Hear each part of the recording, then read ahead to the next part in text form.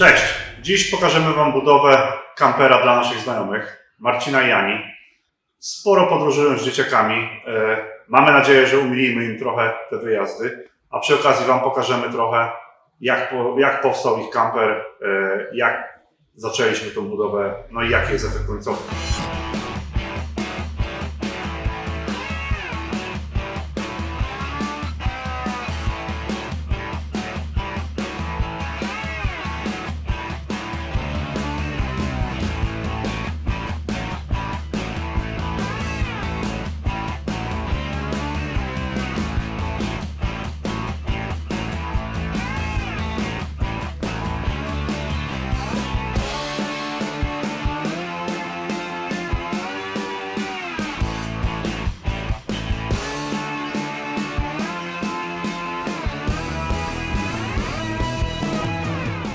Słuchajcie, mamy gotowego vana wyczyszczonego. Zaraz ściągniemy te dwa panele. No i co? Wycinamy dach, wycinamy okna i jedziemy dalej.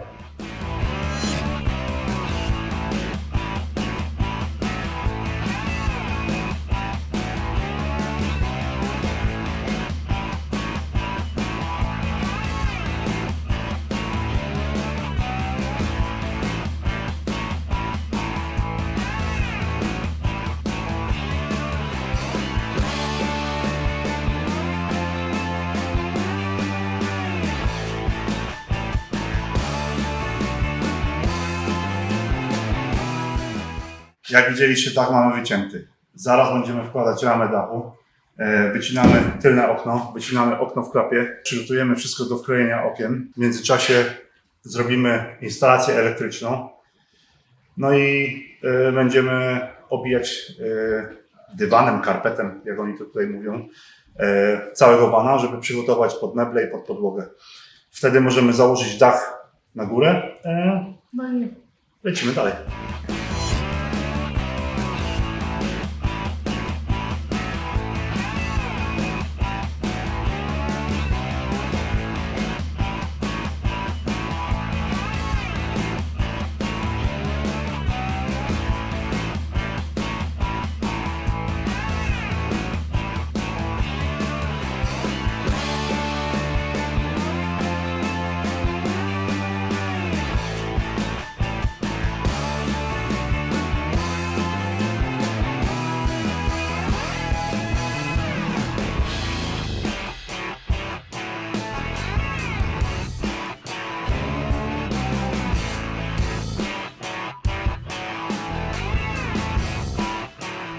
Słuchajcie, zostało nam wyciąć ten kawałek metalu, żeby nam nie przeszkadzał, jak będziemy montować obrotnicę fotela pasażera.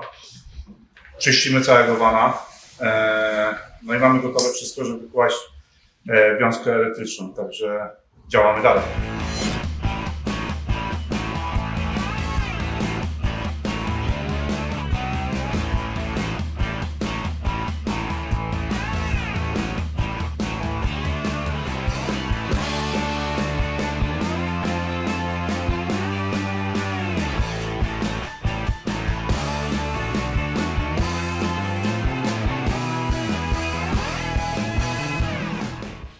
Słuchajcie, vana mamy gotowego, powycinane są okna, wycięty mamy dach, cały van jest wysprzątany, wymyty od środka. No nie zostało nam nic innego jak robić instalację elektryczną, no i przygotowujemy wszystko pod obicie materiałem ścian, żebyśmy mogli założyć dach do niego. Całe ściany, wszędzie, wszystko jest wyczyszczone. No i bierzemy się teraz za elektrykę w tym vanie. Będziemy zaraz ciągnąć wszystkie potrzebne kable, powypuszczamy je ze ścian, tak żeby nigdzie w meblach nie było widocznych kabli albo było ich najmniej jak to możliwe. Wszystko spróbujemy pochować wewnątrz ścian. Tutaj nie wiem, czy będzie widać, u góry macie wycięty dach. Tym się dzisiaj też zajmiemy. No i najlepsza część programu na dzisiaj, no to mamy tutaj. Dojechały do nas felgi. No i zakładamy te felgi dzisiaj. Na standardowych stalowych felgach ten samochód, no powiedzmy, że w ogóle nie wygląda. No nie możemy tak zostawić i oddać im samochodu, więc podejrzewam, że na felgach tych off-road z oponami BF Goodrich wielosezonowymi, auto będzie petarda.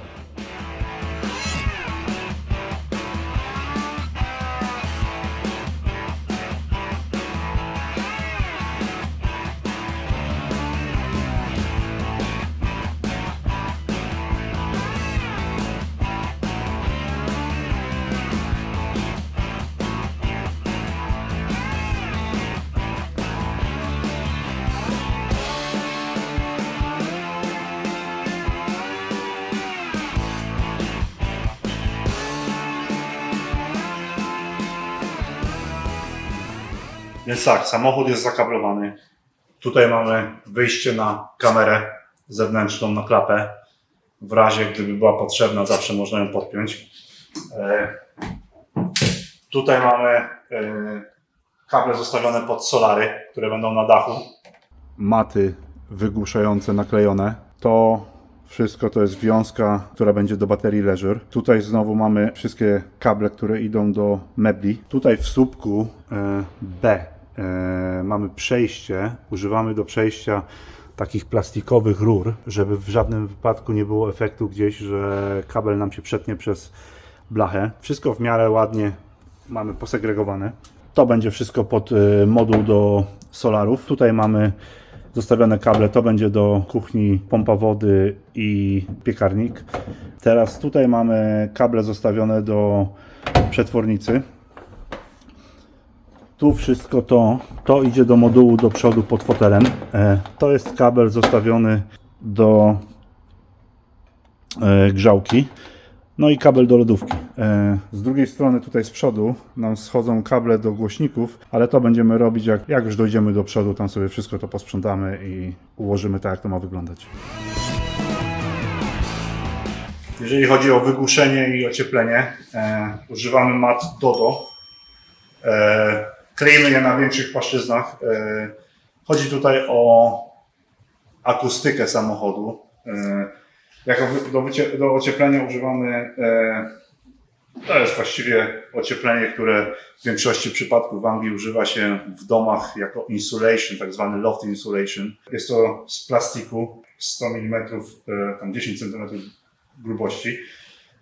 W zupełności wystarcza na ściany, ma bardzo dobry współczynnik przenikalności ciepła, w sensie blokady.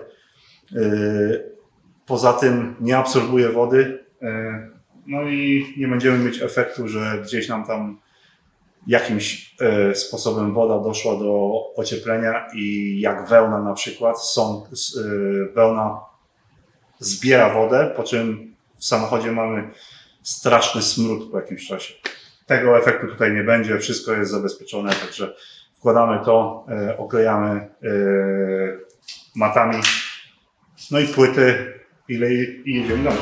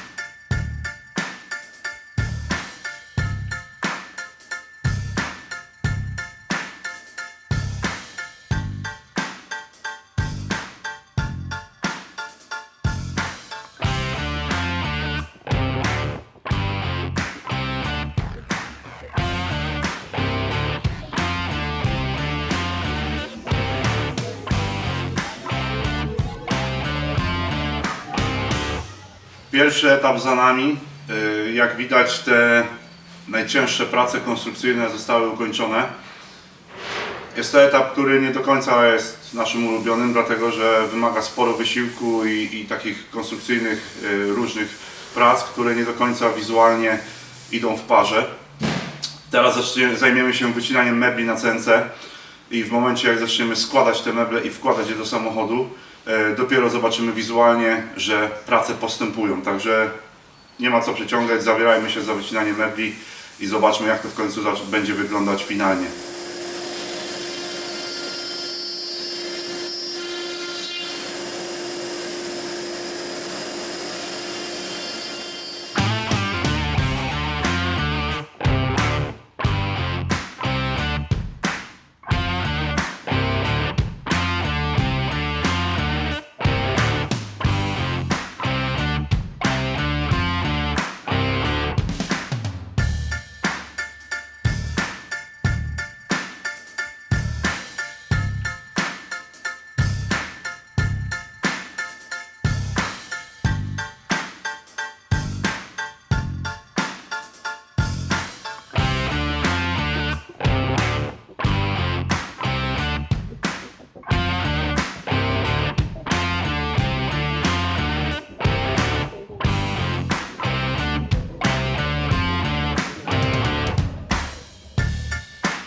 Słuchajcie, meble mamy praktycznie w pełni gotowe. Tutaj mamy tylną szafkę, unit kuchenny pod lodówkę. W tym momencie będziemy składać część jak gdyby środkową. Tutaj będą drzwiczki i jedna roleta. Jest to najbardziej chyba czasochłonny element z całych mebli, żeby te kable, które idą z dwóch lampek pod spodem, jakoś ładnie pochować. Mamy tutaj taką sprytnie wyciętą listeweczkę, którą mamy podfrezowanym w jednym miejscu, gdzie spróbujemy schować kable. Także zobaczymy, jak to wyjdzie. Zaraz Wam pokażemy, jak to będzie wyglądało.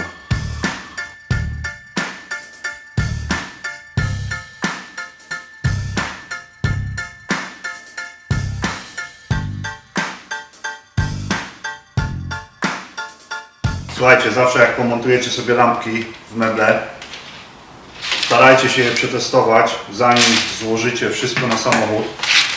Teraz, jeżeli potrzeba coś poprawić, to jest parę minut, ale na samochodzie nieraz to jest 2-3 godziny, żeby rozebrać połowę mebli i dojść do kabli i na przykład mieć wadliwą lampkę, bo też takie się zdarzają.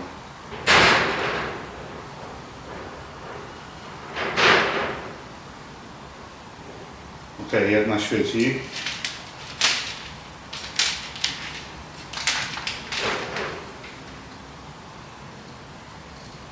I druga świeci.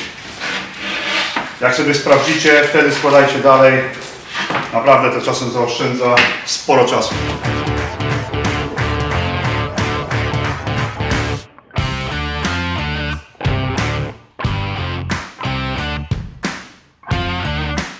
Słuchajcie, mamy element gotowy.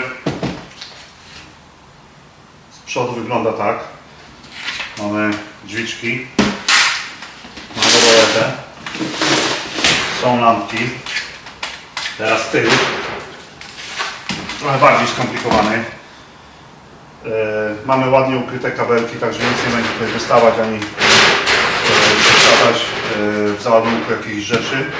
Nie ma możliwości, że możemy je jakoś tam naruszyć i lampki przestaną działać. To są prowadnice do rolet. Tutaj mamy zawiasy. Mamy już przygotowane kątowniki montażowe po obu stronach, także jak będziemy skręcać wszystko w samochodzie, to jest to na tyle przygotowane, że później jak gdyby montaż wewnątrz samochodu nie schodzi tak długo. Także tak to wygląda. Trochę zeszło, ale dosyć ładna ścianka wyszła. Więc rozkładamy wszystko do samochodu i montujemy to w samochodzie. Zobaczymy, jak wyjdzie. Słuchajcie, meble mamy gotowe. Tutaj jest tylna część mebli. Od razu mamy głośnik włożony, żeby już na aucie się nie bawić z tym. Tutaj mamy dwie baterie, które będą w samochodzie. To tutaj to jest część środkowa, tak naprawdę kuchenna pod blatem.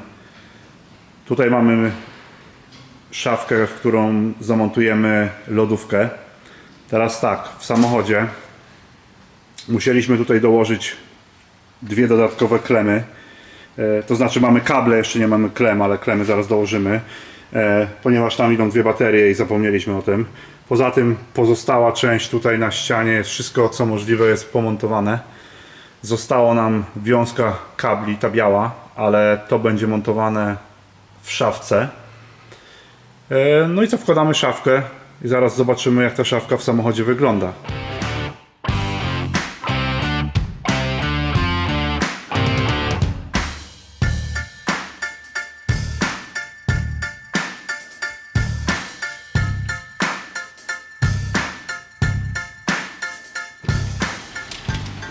Słuchajcie, zanim sobie zamontujecie na stałe tylną szafkę, zawsze warto tą część środkową dokręcić, gdyż jest łatwiej przeprowadzić kable do góry. Wtedy nie musimy kombinować, jak te kable przeciągnąć. Problem jest taki, że od tyłu nie możemy ich dostać. No jedyna opcja to jest tak naprawdę z tej strony, tu od tyłu szafki. No ale jak ją zamocujecie, no to też się tam nie dostajecie. Więc lepiej ją teraz odsunąć, zmontować ten element razem i wtedy mamy wszystko ułatwione. I wtedy jak sobie ustawimy wszystko, no to montujemy od razu do podłoża, do ścian i ta część mebli już by była na gotowo.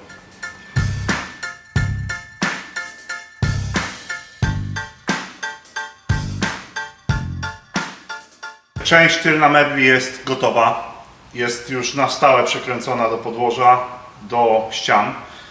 Zajmiemy się teraz przodem samochodu, w sensie uporządkujemy te kable. Wstawimy tutaj szafkę, gdzie będzie lodówka. Tutaj będzie grzałka pod jak gdyby samochodem diesla. To jest wyjście za fotelami grzałki. Fajna opcja jest to, gdyż ma w sobie funkcję grzania ciepłej wody. Polega to na tym, że jak załączycie grzałkę, grzałka jest zasilana dieslem z głównego zbiornika i w tym samym momencie możecie podgrzewać zbiornik z czystą wodą. W tym momencie będziemy montować 21 litrów zbiornik pod samochód. No i on będzie podgrzewany jak gdyby z tej samej grzałki. Ania i Marcin o tym jeszcze nie wiedzą, no ale napomknęli podczas rozmów, że będą się wybierać tym vanem na Islandię. Więc no fajna taka dodatkowa rzecz, którą warto mieć, gdzie przy myciu nawet naczyń nie musimy mrozić rąk, tylko mamy ciepłą wodę.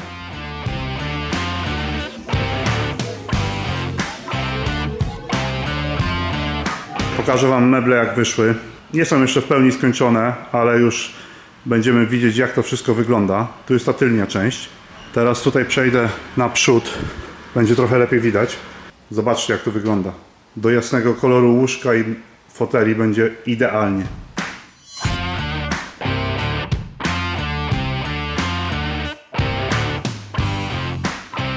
Słuchajcie, mamy zamontowany blat. Zajmiemy się teraz elektryką. Podepniemy całą tą wiązkę tutaj kabli. Uporządkujemy to wszystko tu. Skończymy tą część mieszkalną pod względem elektrycznym. Zamontujemy tutaj zlew. I przeniesiemy się na przód pojazdu, gdzie musimy jeszcze uporządkować kable, głośniki pod radiem. Jest tam dodatkowa wiązka, która musi wejść między radio a wtyczki między radio a główne zasilanie z samochodu, ponieważ w standardzie nie ma tylnych głośników w radiu, czyli musimy je jak gdyby dołożyć pomiędzy i najprawdopodobniej w tym modelu będziemy musieć też komputerem jak gdyby uaktywnić opcję tylnych głośników. Najprawdopodobniej nie będzie działać radio z tylnymi głośnikami, jeżeli tylko je podepniemy. Trzeba będzie to jakoś przekodować, no ale to zobaczymy, jak będziemy to montować, co z tego wyjdzie. Także działamy dalej.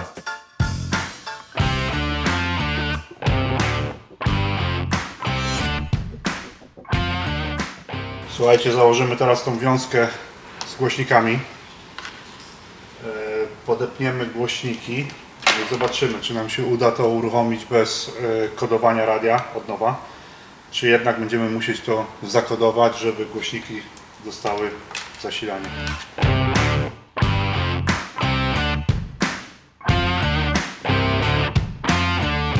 sprawdziliśmy i głośniki działają. Tył normalnie działa po włączeniu radia, więc w modelu T61 wystarczy tylko podpiąć taką przejściówkę między normalną wiązkę samochodową a radio, gdzie dostajemy jak gdyby dwa podwójne kabelki wyjścia na głośniki i to w zupełności wystarcza, żeby to odpalić. Nie trzeba, tak jak ludzie sugerują na różnych forach, podpinać komputera i aktywować to z urządzenia diagnostycznego. Wystarczy tylko ta przejściówka i wszystko śmiga tak jak trzeba.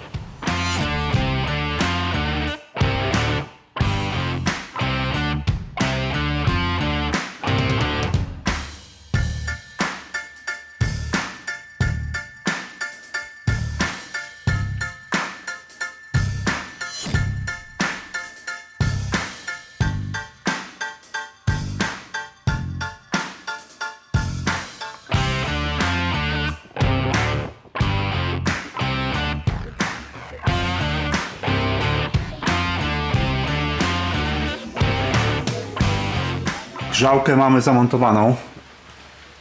Tutaj, jak widzicie, jest grzałka. Tutaj są jeszcze wyjścia na wodę. Ciepła woda będzie podpięta właśnie przez tą grzałkę. Mamy tutaj pompę wody, ale powoduje taki straszny hałas, że zamówiliśmy dwie inne dla spróbowania, czy będą lepsze, czy gorsze. No nie może być ta pompa raczej, bo w samochodzie będzie za głośno. Tutaj jest mały filterek na ropę. Tutaj z tyłu, jak widzicie, macie pompkę do diesla. Ona jest prawidłowo zamontowana w kącie 30 do 45 stopni. Nie powinna być poziomo albo pionowo, dlatego że zaraz się może zatrzeć. Tutaj będzie zbiornik wody i zostało nam jeszcze poprowadzenie właściwie całej wody do samochodu. Także spróbujemy to zaraz zrobić. Tutaj jeszcze wydech jest, jeszcze wam pokażę, ale to jest tak na razie tymczasowo. On tutaj będzie raczej tędy wychodził. Tylko poczekamy na osłony i dopiero z osłonami wszystko spróbujemy założyć. No ale na obecną chwilę to tak wygląda. Zajmiemy się teraz środkiem, żeby skończyć. Tutaj jeszcze musimy opuścić bak do AdBlue, ponieważ przedni fotel ma śruby mocowania właśnie pod nim, a musimy je zdemontować, żeby zamienić śruby, żeby można było zamontować obrotnicę. No i chyba jeszcze raz będziemy musieć spuścić bak paliwa, bo to właściwie mój błąd. Poprowadziłem plusowy kabel do baterii, a tak na dobrą sprawę potrzebujemy jeszcze kabel minusowy. To jest taka w sumie zagadka, którą później może wam powiem, to rozwiążemy. Może ktoś podpowie. W samochód teoretycznie baterię podłącza się tą samą długością kabla plusowego do kabla minusowego, ale z drugiej strony w samochodzie minusem jest cała karoseria i teraz czy to ma jakieś większe znaczenie, czy to nie ma, nie wiem, może ktoś z was wie, to podpowie nam w komentarzu. Ale na obecną chwilę już to powolutku kończymy tu pod spodem. Za chwilę wejdą osłony, no i idziemy do środka.